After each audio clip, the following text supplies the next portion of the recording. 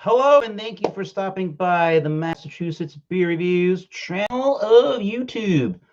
My name is Thomas Metal 75, Eric, and this is your Massachusetts Beer Reviews. Drunken one. He's over there on my screen in the chat. Hello, good sir. Today is a Massachusetts beer. I could not tell you the date. Where's the date on the can, guys? Automatic 0. No, I'm not that guy. But we got a beer from Massachusetts, from Scituate, Massachusetts, up there on the North Shore, or I guess it's South Shore. I guess it's from the Untold Brewing Company, and it is their King Friday because it's Friday, the King of the week. Yes, the pick of the work week. And drink fresh, keep cold. It is a 6.1% alcohol by volume IPA with 2-row wheat and oats for the malts. And we got a Grungeist, Idaho 7, Cascade, Mosaic, and Citra. I don't even think you can read that for the hopping. Spirit Animal, what's up? And a former co-worker of mine at a 47 brand, Brady Gill, went and moved over to this company. He is in sales and distribution. He gave me, and I did it on my review channel here, a beer, a great IPA from them. So check it out. I think it's a West Coast style, but this one here is going to be, I think, more like a New England style IPA. And according to Untappd.com, they say this hazy IPA is bursting with hoppy flavor courtesy of those hops I told you about, plus a whole lot of oats. Sweet orange aromas give way to a silky, smooth mouthfeel and a plethora of juicy flavors: passion fruit, red berries, peach, and grapefruit. No IBUs listed, and it gets a 3.9 out of 4, or out of 1, 2, 3, 4, 5. 1, 2, 3, 4, 5 of those beer caps out of 895 reviews. So let's just stop talking about the beer and be all about said beer, shall we? Teku Glass from Treehouse Brewing Company.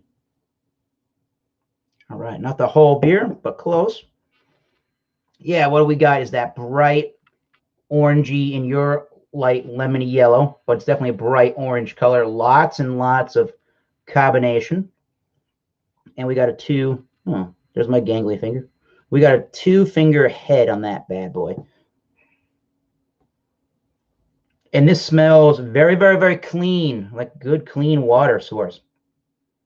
Lots of grapefruit and lemony notes there too. Sweet bready malt underneath. There is a little bit of a lactic milk kind of a sweetness in there, but nothing too crazy. Again, they're not using any lactose. And what else? There's a real dry kind of a hoppy oiliness in the background too.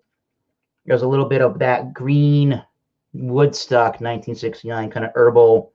What do you call that? You call that your garlic and onion a little bit.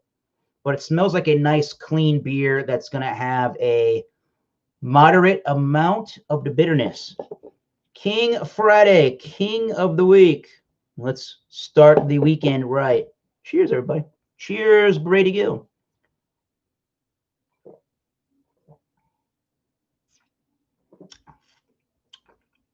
All right, moderate bitterness.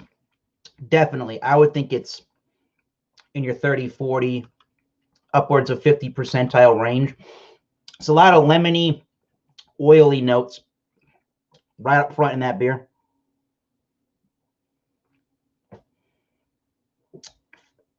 Good amount of resinous notes in there. Good amount of hop oils.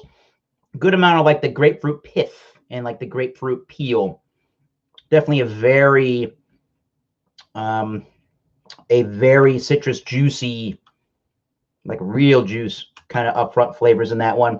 There is like a toasty white bready malt underneath that. I'm still getting a little bit of the lactic kind of a sweetness feel, but I think that's part of the malts with the oats and the wheat. Very silky smooth mouthfeel on that one. Texture is great. Yeah, just assessing the carbonation. Very fine amount of carbonation.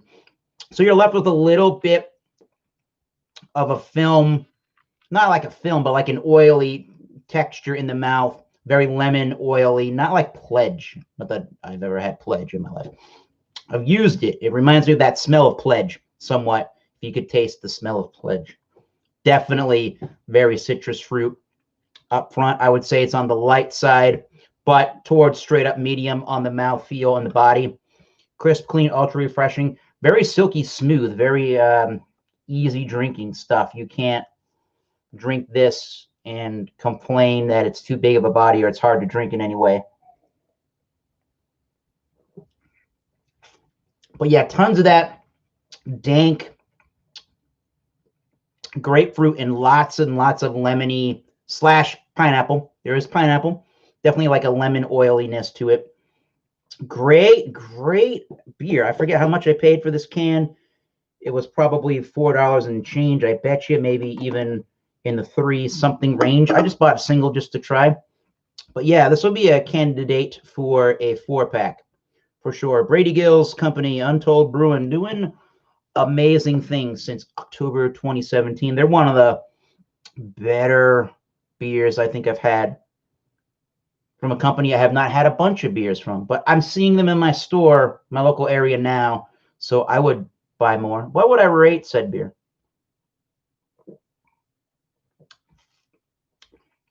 Yeah, definitely grapefruit, assertive bitterness, but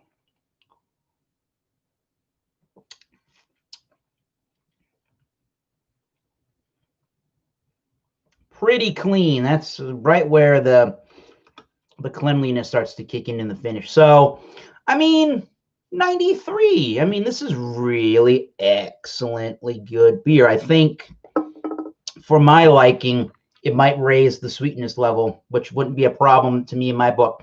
I think they could balance some more hops and malt, but for me right now, really good example of a New England IPA.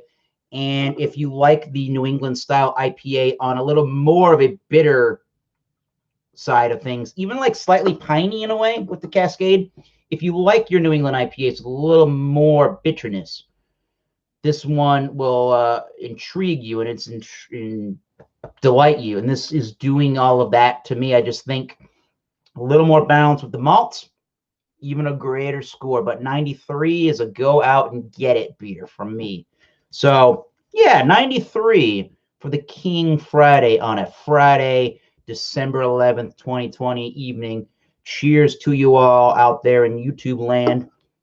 And until next time, keep tasting those great beers. We say cheers on this channel. And see you soon. Goodbye, drunken one, the spirit animal. Cheers.